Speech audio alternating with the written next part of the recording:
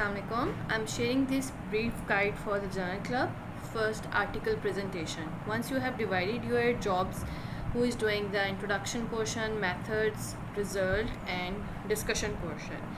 Here are the few tips that can make your work easier. Introduction, maximum 3-4 slides will be more than enough. Start from brief description of the topic. Use the bullet points. No need of lengthy details. Build towards the rational क्या है कि ये study conduct क्यों की गई, आखिर इसकी importance क्या है, आपको ये स्टडी करने से क्या ऐसा बेनिफिट मिल रहा है या कौन सा ऐसा नॉलेज मिल रहा है कम्युनिटी को जो पहले अवेलेबल नहीं है. तो जितना भी आप बैकग्राउंड देंगे that will be building towards this rational. Lastly you will end at aims और ऑब्जेक्टिव्स. एम्स ऑब्जेक्टिव्स बिल्कुल आप ऑथर्स के वर्डिंग्स में डिस्क्राइब करेंगे जैसे कि स्टडी में डिस्क्राइब हुए हैं. You are not going to use your own words. पिछली 3 स्लाइड्स के ऊपर आप रिफ्रेज कर सकते हैं जिसमें आप रैशनल बिल्डिंग अब तक लेकर आएंगे. अगेन रैशनल है क्या स्टडी का, again authors must have describe that in the article. जो उन्होंने बताया हुआ है वही आप बताएंगे, although you can use your own words और the authors words if you want.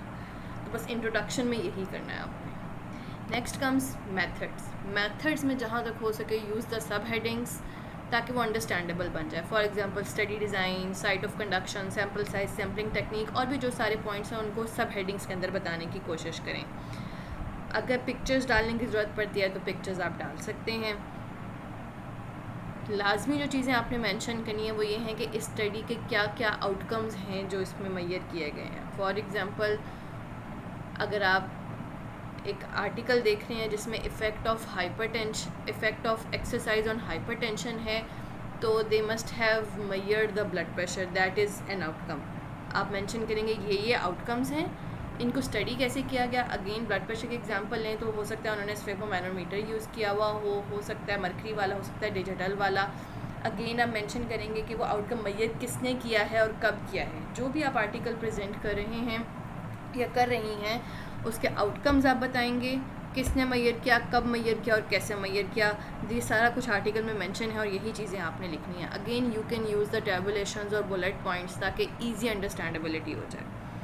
And करेंगे स्टैटिस्टिकल एनालिसिस पे. जो भी उन्होंने दिया हुआ है उसको आप बुलेट पॉइंट्स में डाल देंगे, हाईलाइट कर देंगे इंपॉर्टेंट थिंग्स को. कुछ चीज़ें जो हैं वो स्किप भी की जा सकती हैं, वो आप स्किप कर सकते हैं. Again emphasising stay concise, use the bullet points. Results में अगेन जहाँ तक हो सके टेबल्स और ग्राफ्स अगर आर्टिकल के अंदर हैं तो वो डालें. साइड पे आप अपने छोटे छोटे नोट्स कुछ पॉइंट्स लिख सकते हैं.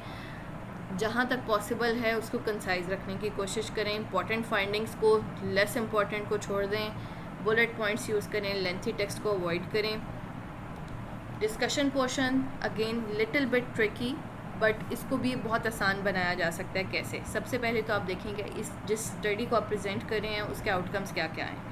फॉर ईच आउटकम आपने 2 चीज़ें मेंशन करनी है कि क्या प्रीवियसली इस आउटकम को डिफरेंट स्टडीज़ में जब देखा गया था तो सेम रिज़ल्ट्स ऑब्टेन हुए थे या कुछ डिफरेंट रिज़ल्ट्स ऑब्टेन हुए थे. अगर तो डिफरेंट रिज़ल्ट्स हुए थे तो उन डिफरेंस की रीज़न अगर बताई हुई ऑथर्स ने तो वो आप स्टेट कर देंगे. For each outcome of the study 3 outcomes हैं तो तीनों के सिमिलर स्टडीज़ प्रीवियसली और डिफरेंट स्टडीज़ ऑथर्स ने मेंशन की हुई हैं वो आप मेंशन कर देंगे 1 by 1 for each outcome.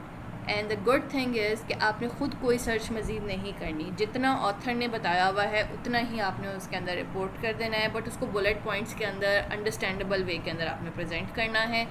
Last में आप लिमिटेशंस की स्लाइड ऐड करेंगे अगर ऑथर्स ने लिमिटेशंस मेंशन की हुई हैं. अगर नहीं की हुई तो आप वो भी ऐड नहीं करेंगे. And you will end at conclusion.